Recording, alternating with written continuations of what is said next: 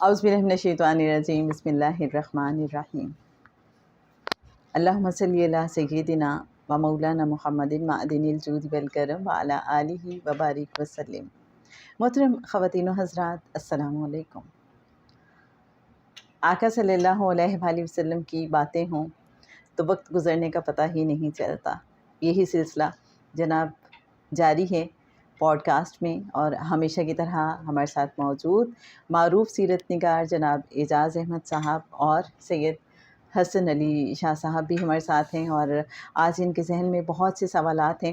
لیکن ہم آغاز پہلے کرتے ہیں، جیسے کہ آپ جانتے ہیں پریویس ایپیسوڈ میں بات ہو رہی تھی کہ حضرت حلیمہ سعدیہ جو مکہ سے تقریباً 150 کلومیٹر کے فاصلے پہ ایک جگہ رہتی ہیں، وہاں سے وہ آئی ہیں کچھ اور خواتین کے ساتھ، اور رضاعت کے لیے انہیں بچہ چاہیے۔ اس کے بعد کے کیا معاملات ہیں، کیا ہوا، اور فائنلی ان کے بھاگ کیسے جاگ گئے، ان کو کیسے خوش نصیبی حاصل ہوئی، اور آج حضرت حلیمہ سعدیہ کو لوگ اتنی محبت سے آقا صلی اللہ علیہ وآلہ وسلم کی ساتھ جو نسبت ہے اس وجہ سے یاد کرتے ہیں۔ تو اعجاز احمد صاحب، یہ خوبصورت واقعہ ابھی جو دو ایک ایپیسوڈ پہلے ہم نے جی حسن کے سوال پہ جی مقام والدین سرکار ختمی مرتبہ صلی اللہ علیہ وآلہ وسلم پہ جو بات کر رہے تھے، جی حلیمہ سعدیہ کو اتنی عزت کیوں ملی ہے سرکار کو؟ رضاعت پہ جی، اور جس میں اطہر کا حصہ ہے سرکار، جن والدین سے اللہ نے آپ کو تخلیق کیا ہے، ان کا مقام کیا ہوگا؟ ایک اور پوائنٹ ہے سمجھنے کے لیے، سوچنے کے لیے، وہی بات ہے نا، اندر سے جواب خود ملتے ہیں جب انسان غور جی کرتا ہے۔ ایسے ہی ہے کہ وہ دودھ پلا کے اتنی عزت پا گئی، تو جنہوں نے گود میں وہ سارا عرصہ گزارا، وہ ماں ٹھہرائی اللہ نے ان کا مقام کیا ہوگا، کیا ہے، یہ سوچنا چاہیے، اپنے آپ کو ٹھیک کرنا چاہیے۔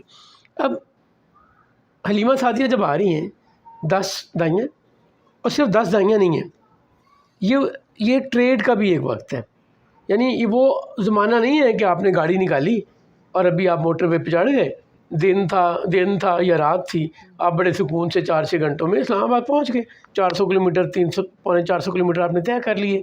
نہ آپ کو نکلتے ہوئے یہ فکر ہوئی کہ رات ہے، نہ یہ فکر ہوئی میں اکیلی ڈرائیو کر رہی ہوں، نہ یہ فکر ہوئی کہ یار پیٹرول ختم ہو گیا تو کیا بنے گا۔ آپ کو پتہ ہے سارے سلوشن اویلیبل ہیں۔ یہ وہ زمانہ نہیں ہے۔ قافلے لوٹے بھی جاتے ہیں، ہر روز جایا نہیں جا سکتا۔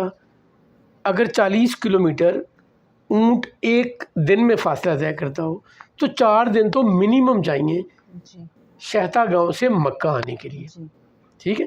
اور ضروری نہیں ہے کہ آپ ہر وقت اونٹ پہ 40 کلومیٹر ہی طے کر رہے ہیں، ہو سکتا ہے 30 کلومیٹر 25 کلومیٹر، گرمی زیادہ ہے، آپ دن میں رک گئے ہیں، رات میں ٹریول کر رہے ہیں، آپ تھک گئے ہیں، آپ نے کہا نہیں بس آج اتنا ہی سفر کرنا ہے آگے، اور پھر پڑاؤ بھی آپ نے کہیں کرنا ہے، تو یہ نہیں ہے کہ آپ بس جہاں دل کیا رک گئے ہیں، آپ کو کہیں سایہ چاہیے، آپ کو کہیں پانی چاہیے، آپ کو کہیں کھانے کے لیے کوئی نہ کوئی اسباب چاہیے، تو یقیناً وہ جگہیں بنی ہوئی تھیں جن پہ آپ نے پہنچنا ہے اور رکتے ہوئے پہنچنا ہے۔ اس وقت ہی ٹریڈ ہوتی تھی، کچھ چیزیں وہاں سے وہ بنا کے لاتے تھے جو اس شہر میں بیچتے تھے، کچھ یہاں سے خرید کے لے کے جاتے تھے جو مکہ سے شیتا گاؤں میں یا ان کے گاؤں کی ضرورت پڑتی تھی۔ یہ سارا کام اسی وقت ہوتا ہے۔ ہم یہ سمجھ سکتے ہیں کہ جب کوئی بھی قافلے اس طرح سے سفر کرتے تھے، ان کا اصل پرپس تو بے شک کچھ بھی ہوتا تھا، جیسے یہاں رضاعت کے لیے وہ آئے ہیں 10 لوگ، اور اوبیسلی وہ ان کے ساتھ مرد حضرات بھی ہوں گے، ان کے اپنے بچے بھی تھے، فیملیز ہی ہم کہہ سکتے ہیں۔ لیکن اس کے ساتھ ساتھ ان کا ایک دوسرا پرپس بھی یہ ہوتا تھا کہ چلیں ہم اس موقع سے فائدہ اٹھاتے ہوئے جو چھوٹی موٹی تجارت کر سکتے ہیں وہ بھی کر لیں۔ یہ موقع سے فائدہ نہیں، it use to be planned like it, کہ یہ کام بھی کریں گے، یہ کام بھی کریں گے۔ ان دنوں میں جو ہم نے لیٹ سے اگر ہم نے دریاں بنی ہیں یا کوئی دھاگا بنا ہے تو یہ اس زمانے میں ختم کرنا ہے، کیونکہ اس کے بعد ان دنوں میں ہم نے مکہ جانا ہے، تو اس سے پہلے تیار کر لو۔ اگر کسی نے کوئی کپڑے بنائے ہیں تو وہ دستکاری کی چیزیں ہوں گی، وہ برتن بناتا ہوگا، جو بھی جس کی اسکل ہوگی وہ اس وقت تک تیار کر کے یہ پورا ایک کارواں بن کے نکلتا ہے۔ جس میں وہ عورتیں اپنا کام کر رہی ہیں, مرد ان کے ساتھ ہیں, اور جو ٹریڈ کرتے ہیں لوگ وہ اپنے ٹریڈ کر رہے ہیں. سو یہ آ کے مکہ میں آئیں گے, کچھ دن رہیں گے اور پھر واپس آئیں گے. اور یہ ضروری نہیں ہے کہ انہیں بچہ ہر صورت میں ارزاد کے لیے مل جائے گا, کیونکہ پاسبلٹی ہے بھی اور نہیں بھی ہے, دونوں چیزیں ہو سکتی ہیں. اب بڑی اچھی آپ نے بات کی. ایسا نہیں ہے کہ میں نے فون کر کے کہا ہے کہ مجھے ضرورت ہے, مجھے ڈرائیور کی ضرورت ہے, تو یار کسی ڈرائیور کو بھیج دو. نہیں, ڈرائیور تو وہاں سے آ رہے ہیں اس امید میں کہ بڑا شہر ہے, جائیں گے کوئی نوکری مل جائے گی, یا میرا بھائی یہاں پہ پہلے کام کرتا رہا ہے, تو اگر اس کے جاننے والوں میں سے اسی خاندان میں اسی دفتر میں کوئی اپرچونیٹی ہوئی تو مجھے جاب مل سکتی ہے. ایسا تو پتہ ہی نہیں ہے. یہ اس زمانے کا دور ہے جب انہیں نہیں پتہ کہ مکہ میں اس وقت رئیسوں کے ہاں کتنے بیٹے پیدا ہوئے ہیں یا بیٹیاں پیدا ہوئی ہیں. اگر چلیں آپ ایک موسم کنسیڈر کر لیں, ہمارے ہاں پہلے اب گرمیاں چھوڑ دیں تو پہلے زیادہ شادیاں سردیوں کے موسم میں ہوتی تھی جی. تو ایک نیچرل سی بات ہے کہ ان کے ہاں اولاد جو ہوگی وہ اپنے ٹائم کے حساب سے آپ پریڈکٹ کر سکتے ہیں کہ اس زمانے میں ان کے ہاں اللہ اولاد دے گا. تو اس زمانے میں تو اندازے ہی چل رہے ہیں نا کہ اچھا اس موسم میں, اور ان کو بھی پتہ ہے اب کہ 10 بچے پیدا ہوئے ہیں, اگر 10 بیٹیاں پیدا ہو گئی ہیں تو پھر بیٹیوں کو تو سارے کے سارے آ کے ان کے رواج کے مطابق یا وہاں رہنا پڑے گا اپنا گاؤں چھوڑ کے, اگر یہ اپرچونیٹی لینی ہے, یا خالی ہاتھ واپس آنا پڑے گا. سو یہ بڑی ہی نیرو سی پاسبلٹی ہے کہ ساری چیزیں میچ کر جائیں. ٹھیک, پہلا مسئلہ کیا آ رہا ہے, کمزور اونٹنی کمزور خچر. اچھا, خچر سے کچھ لوگوں کو بڑی وہ محسوس ہوتا ہے کہ کوئی بڑی ڈاؤن گریڈ قسم کی چیز ہم بات کر رہے ہیں. اس زمانے میں گدھا, خچر, اونٹ, گھوڑا امیر لوگوں کے پاس ہوا کرتا تھا, اور خچر سفید خچر شاہی سواری تھی اس زمانے کی.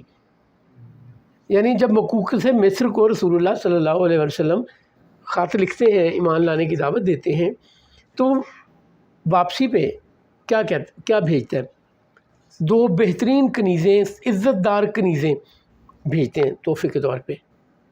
وہ مال و اسباب بھیجتا ہے, وہ ایک حکیم بھیجتا ہے علاج کرنے کے لیے, اور وہ ایک سفید خچر جو رسول اللہ صلی اللہ علیہ وسلم استعمال کرتے رہے. وہ شاہی سواری تھی. سو اس کو پلیز آج کے کلچر میں اسے گدھا سمجھ کے, اسے خچر سمجھ کے, گھوڑے کے مقابلے میں, گاڑیوں کے مقابلے میں کوئی آپ ڈاؤن گریڈ سمجھ کے ایسا نہ سمجھیں کہ بڑی کوئی بری بات ہوئی.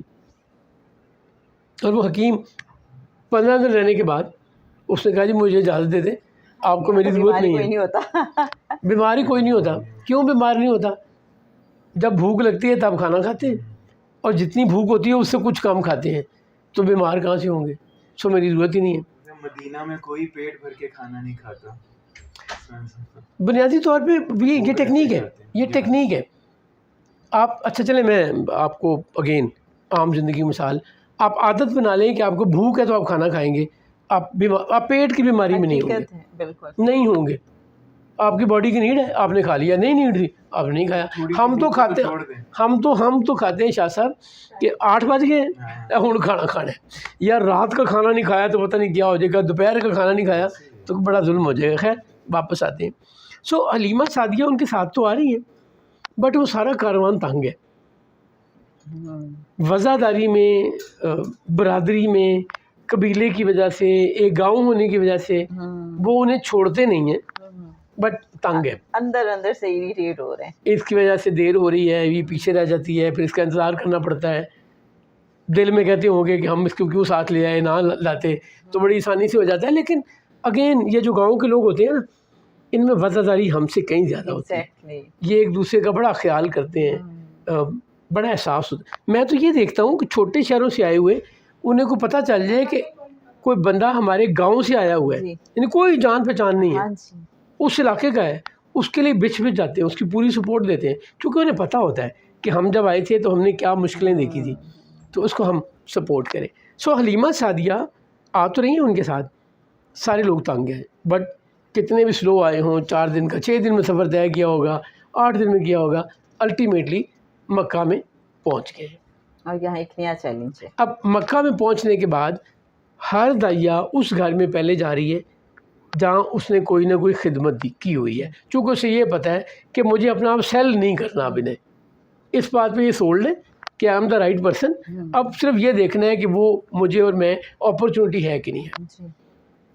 یہاں پہ ایک بڑی امپورٹنٹ بات ہے، رسول اللہ صلی اللہ علیہ وسلم نے کس کس کا دودھ پیا، رضاعت کس کس کو نصیب ہوئی سرکار کے حوالے سے. اچھا 3 نام تو میرے ذہن میں آ رہے ہیں. جی بتائیے. آقا صلی اللہ علیہ وسلم کی والدہ اوبیسلی ایک منٹ رکیے، شعیبہ، یہاں ایک ام منٹ رکیے. ایمن، برکہ.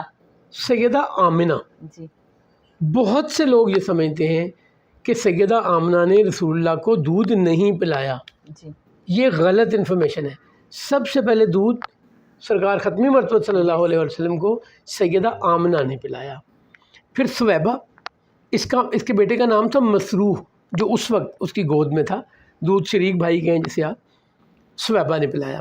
سویبہ نے جناب حمزہ کو بھی دودھ پلایا. سویبہ نے ابو الاسد حضور کی پھوپھی کے بیٹے عبداللہ کو بھی پلایا، ابو الاسد عبداللہ. اور ام ایمن سرکار ختمی مرتبہ صلی اللہ علیہ وسلم انہیں ماں کہا کرتے اچھا ان سے بڑی ایک انسیت، ایک محبت سی محسوس اچھا مجھے تو نا پتہ نہیں کیوں ایسا ہے. میں نے دیکھا تو نہیں ہوا ہاں ہم سب نے، لیکن ان سے بڑا تعلق بٹ مجھے لگتا ہے کہ وہ بڑی کوئی کائنڈ سی، ڈوسائل سی، بڑی وہ خیال کرنے والی. اور اچھا وہ سیاہ فام تھی، حبشی جی نسل جی تھی. وہ یہ والدہ ماجدہ کی جو ان کی وفات ہوئی تھی، جی ان کے ساتھ وہ ایک جڑا ہوا ایک واقعہ، جی اس کی وجہ سے بھی بہت زیادہ ایک انسیت فیل ہوتی ہے. اچھا سر ایک اور چیز ہے میں بتاؤں، ہم نا ایک ہماری میرے نانا کے گھر میں ملازمہ ہوا کرتی تھی جو میرے والد کو نام سے بلاتی تھی، نام سے بلاتی تھی. کیا بات ہے. عمر میں بڑی تھی، میری والدہ کو میرے والد کو دونوں کو نام سے بلاتی تھی. ان کو سارے خالہ کہتے تھے. میری والدہ ان کو آپا فضلہ کہتی تھی. ہم سب کے لیے حکم تھا خالہ فضلہ. ایک عرصے تک ہم یہ سمجھتے رہے کہ یہ ہماری خالہ ہیں. جی وہ بڑی دیر بعد پتہ چلا کہ یہ میرے نانا کی ملازمہ ہے، اور چونکہ ساری زندگی ان کی بھی اسی گھر میں گزری تو وہ خاندان کا حصہ ہے. وہ جو میں تھوڑی دیر پہلے کہہ رہا تھا نا کہ شادی ہوتی ہے تو آپ کسی ملازمہ کو بلا لیتے ہیں اور آپ کو تسلی ہوتی ہے. ہمارے خاندان کی شادیوں میں خالہ فضلہ آ گئی ہیں تو اس کا مطلب ہے گھر کا نظم و نسق اب ان کے ذمے ہے. کسی کو پریشانی نہیں لینی کہ مہمانوں کو کھانا ملا ہے نہیں ملا، سونے کی جگہ بنی ہے نہیں بنی ہے. وہ اتنی اگر میں ان کو ذہن میں لاؤں تو وہ اتنی نرم خو، اتنی ہیلپنگ تھیں کہ وہ بڑے سے لے کے چھوٹے تک نا سارے ان کو انتہائی محبت سے دیکھتے تھے. ہر کسی کو فکر ہوتی تھی کہ ان کی کوئی خدمت بھی کرنی ہے. اچھا انہوں نے کبھی مانگا بھی نہیں تھا. اچھا ایک اور بڑی مزیدار چیز، وہ جب ہمارے گھر میں اکیلی آئیں نا گل کچھ نہ کچھ لے کر آئیں.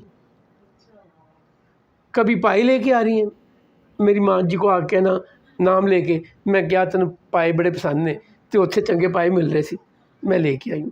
وہ پتہ نہیں وہ کیسے مینیج کرتی ہوں گی وہ پائیوں کے لیے پیسے اکٹھے کرنا. کبھی برفی لا رہی ہیں کبھی کچھ اور یہ ساری چھوٹی جگہوں سے آنے والے لوگ، میں بار بار کہہ رہا ہوں، بڑے وفادار ہوتے ہیں. خالص محبت، جی پرخلوص ان کو یہ شہر والی چلاکیاں بھی نہیں آئی ہوتی، مٹیریلزم ان میں ابھی نہیں آیا ہوتا جو ہم میں. یہاں ایک صاحب کا ذکر کرنا جی جی چاہ رہا تھا. بتائیے. یہ آپ رضائی بھائی کی بات کر رہے تھے تو ایک آپ صلی اللہ علیہ وسلم کے رضائی بھائی کا نام ملتا ہے احمد الانصار رضی اللہ تعالیٰ عنہ. یہ ترکیہ میں ہے ان کی آرام کا، اس کے بارے میں ہے؟ میرے کوئی نالج نہیں، میں بالکل نہیں جانتا. میں ضرور ڈھونڈنے کی کوشش کروں گا. میں نے آپ سے آج پہلی دفعہ یہ بات سنی ہے جی، بٹ میں یہ نہیں کہہ رہا کہ ایسا ہے نہیں ہے، وہ تو ہوگا، میرے علم میں نہیں، میں نے صرف اتنی بات کی. تو اب حلیمہ سعدیہ آ گئی ہیں. اب یہ سارے اس گھر میں جا رہے ہیں جس میں پہلے خدمت کی ہوئی ہے.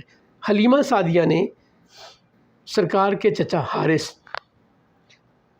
یاد ہے جب کنواں کھودا جا رہا تھا آب زمزم کا تو ایک بیٹا تھا وہ حارث تھا. سب سے بڑے بیٹے جناب عبد المطلب کے حارث تھے. ان کے ایک بیٹے کا نام تھا ابو سفیان بن حارث. ان کو دودھ پلایا ہوا تھا. ان کے لیے یہ گھر دیکھا بھالا اور اس گھر کے لیے دائیا دیکھی والی تھی. ابو سفیان کی بڑی دوستی تھی رسول اللہ سے، شاعری کا بڑا شوق تھا. بٹ جب اعلان نبوت ہوا تو ابو سفیان بھی دشمنی میں. ایک تو ابو سفیان وہ ہیں جو ہم تاریخ میں ابو سفیان بن حرب کے نام سے جانتے ہیں، بنی امیہ سے، وہ ڈیفرنٹ ہے. جو جو آپ نے مشہور سنے ہوئے ابو سفیان، وہ ابو سفیان بن حرب ہیں بنو امیہ سے. یہ ابو سفیان بن حارث ہیں، ہاشمی ہیں، رسول اللہ کے چچا کے بیٹے ہیں، بعد میں ایمان بھی لے آئے. ان کی ایک بڑی یونیک سی بات ہے، کیا؟